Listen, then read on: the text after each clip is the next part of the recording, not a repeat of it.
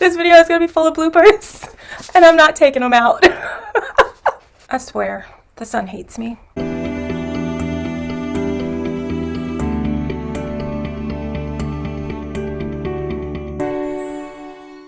Hey y'all, it's Erica from The Broken Spine. Welcome back to my channel, and if this is your first time here, thank you for stopping by. So if you are a regular to my channel, you'll know that I'm in a different spot.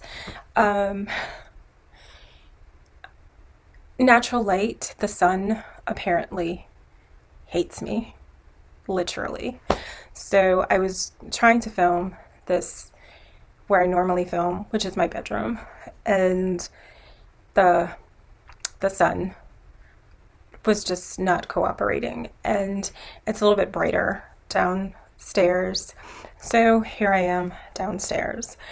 Not that you all needed to know that, but I just thought I'd share. Anyway, so today's video is about the books I wanted to read, and if you notice, the lighting keeps changing even here. So anyway, so this is about the books that I wanted to read in 2020 but didn't, for various reasons.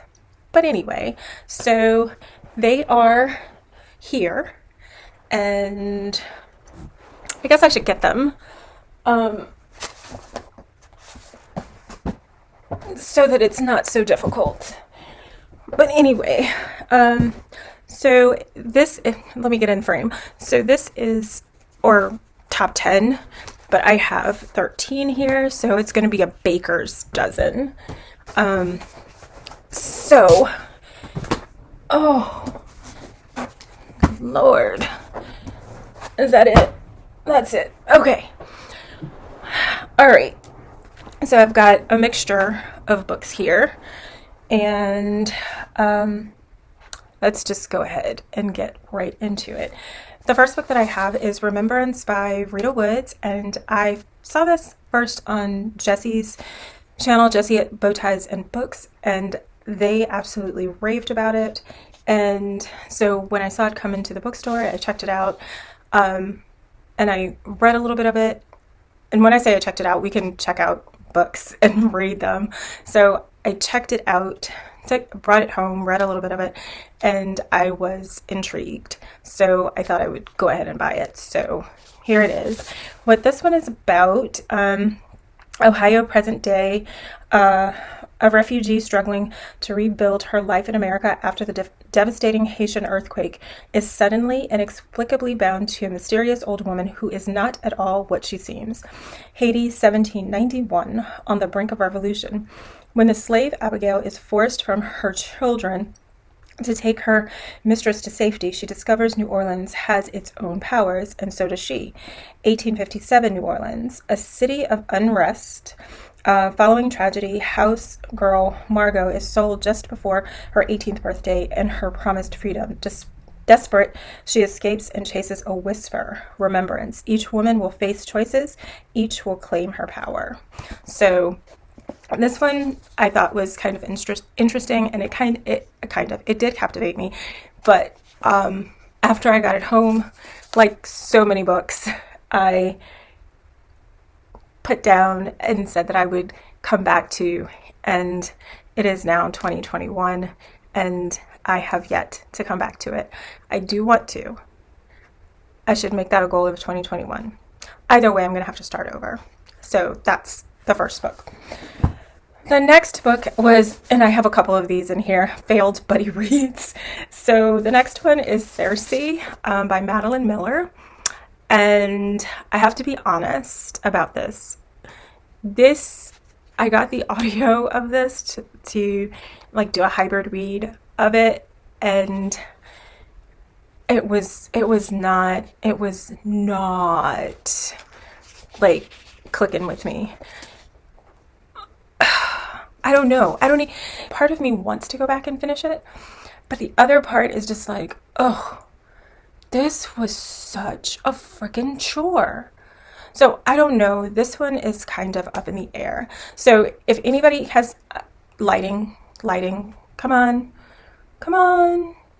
Okay, we're just gonna keep going. So bear with the lighting.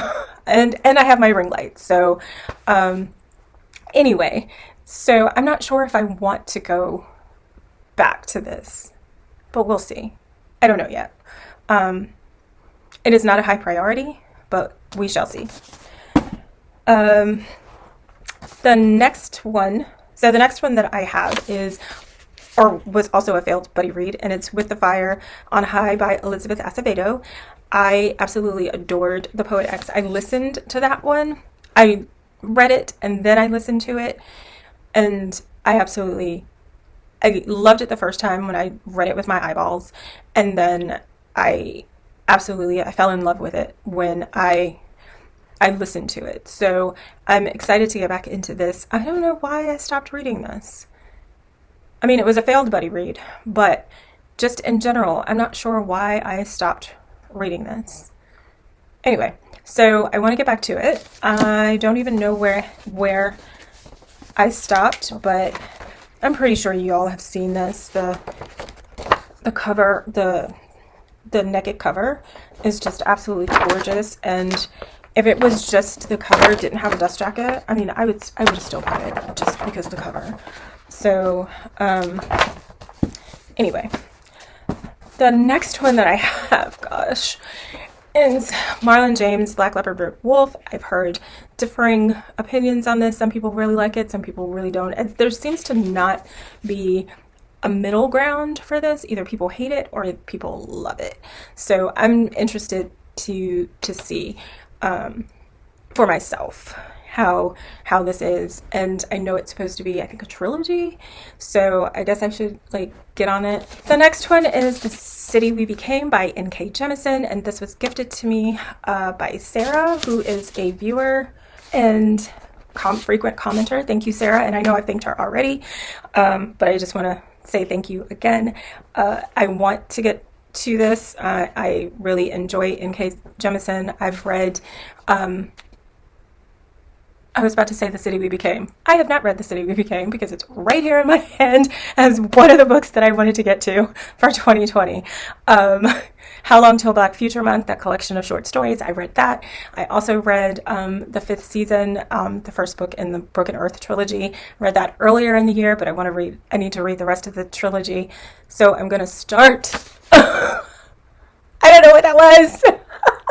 It looked like a wasp, but it didn't. It was moving a little bit too fast for a wasp. This video is going to be full of bloopers, and I'm not taking them out. So anyway, I don't know where I was. The City We Became is on my list. I read How Long Till Black Future Month, the 5th season. Need to read the rest of the trilogy, the Broken Earth trilogy. Okay, let's move on. I also wanted to read Horrorstor by Grady Hendrix. So Horrorstor is another one. It is set in an IKEA-esque store. So they have to unravel the mystery. 3 employees volunteer to work a 9-hour dusk till dawn shift, and the dead of night they'll patrol the empty showroom floor, investigate strange sights and sounds, and encounter horrors that defy the imagination. It's a traditional haunted house story in a thoroughly contemporary setting. So, and it's supposed to take place in Cleveland, Ohio. So, I'm interested in it. I am a fan of IKEA, and I just like going to IKEA. Don't tell anybody. Another one that I wanted to read, and I wanted to read it in October. It was recommended to me by a coworker, and it's Goth by Otsuichi. I think that's how you pronounce it. I could be, and probably am 100% wrong in that pronunciation. And this is about this girl, or 2 girls, who are obsessed with murder, and why don't I just read the back? Marino is the strangest girl in school. How could she not be, given her obsession with brutal murders? And there are plenty of murders to grow obsessed with, as the town in which she lives is a magnet for serial killers. She and her schoolmate will go to any length to investigate the murders, even putting their own bodies on the line. And they don't want to stop the killers. Marino and her friends simply want to understand them. I've heard that this is weird and scary, so this is right up my alley. The next book that I have, I want to read it, but I just know it's going to tear my little heart apart, and I am not like that emotional kind of person, but I know it's going to do that. I've heard from too many people that it's going to do that, and I just have to brace myself for it. And it's Monday's Not Coming by Tiffany D. Jackson. So what this is about, and it addresses like mental health, but this is about, I'm just going to read the synopsis. Monday Charles is missing, and only Claudia seems to notice. Claudia and Monday have always been inseparable, more sisters than friends. So when Monday doesn't turn up for the first day of school, Claudia starts to worry. When she doesn't show for the second day or the second week, Claudia knows that something is wrong. Monday wouldn't just leave her to endure tests and bullies alone. With her grades on the line, Claudia needs her best friend, now more than ever, but Monday's mother refuses to give Claudia a straight answer, and Monday's sister April is even less help. A classic as another failed buddy read. And so I've read part of this. I read part of this when I was in college, and there are some stories that I absolutely loved. Some of them kind of fell flat, but I have never read the entire thing, and that's Giovanni Boccaccio's The Decameron. There was a movie that came out based on, I think it was like maybe one or two stories. It came out a few years ago, and it was funny. I don't want to say it was funny because I've only seen part of it, and but the trailer was hilarious. But there are several, like I said, several stories in here that I absolutely loved, and so I started reading it with a group of people, and it just kind of petered out. I forgot how many stories there are. There are 100 stories in here. So what the plan was, over 100 days, we would read the stories. Some are short, some are just a few pages, some are a little bit longer. But basically what it is, people, I don't really want to say they're on a pilgrimage, because they're not. They're held up in a castle, and it's during a plague. And it's probably why this petered out, because it was during a plague. And since we're in a pandemic, that's probably, like I said, why it petered out. But anyway, stories are funny. Some of them are really bawdy. Some of them are really cringy. So if you've never read it, I do recommend giving it a go. So if you want a good laugh at any point, I definitely recommend this. Another classic that I have is Franz Kafka's The Castle. I have read other Franz Kafka. I found this one day when I had gone to this bookstore up in Baltimore, and I was trading in some books and looking. And so anyway, I don't know if you needed to know all of that, but anyway, it's one of my favorite used bookstores that I go to. And I've read The Metamorphosis and some other stories, and America. And I've enjoyed Franz Kafka's writing. And I saw this, I've never heard of it, and I decided to pick it up. It's a lot longer than other Franz Kafka, but I thought I would give it a go. And then there is The Yellow House by Sarah Broom, right? Yeah, Sarah Broom. And this is where the author goes back. This is a nonfiction. The Sarah Broom goes back to her childhood town and doesn't recognize it. And she's talking about that in here. And I don't know the synopsis. A brilliant, haunting, and unforgettable memoir. The Yellow House tells the story of one family, their yellow shotgun house, and their corner of New Orleans, America's most mythologized, yeah, that's not how you pronounce that word, and deeply divided city over the course of the 20th century. So I wanted to read this ever since it came out. I saw it at one of my favorite used bookstores and picked it up.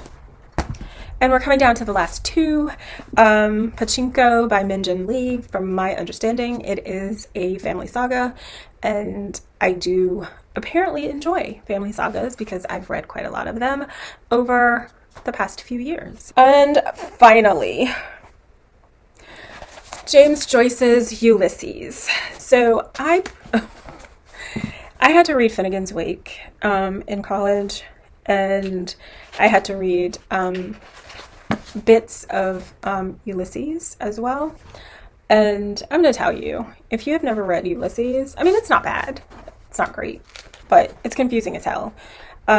So Ulysses does not have like chapters, but I found on the interwebs this, like, if it was broken down into chapters, where how to do it. I guess you can see this. So anyway, so I printed this out and I said, okay, I will read this because some chapters are longer than others. I was like, okay, I'll read this over, very technical, over 18 weeks because there are supposedly 18 chapters. And yeah, I never did it. I think I may have read like one, maybe two, I don't know. But yeah, so Ulysses was on my list to read last year. I put it on my list to read this year. We'll see what happens. So anyway, that is the baker's dozen of books that I wanted to read in 2020. So in the comments below, let me know if you've read any of them. Let me know if there are any that I should pass on. Yeah. So also, and before you leave, if you make sure that you hit the like button, if you like this video, make sure you subscribe and click the bell to be notified of new content. And I will see you next time. Bye.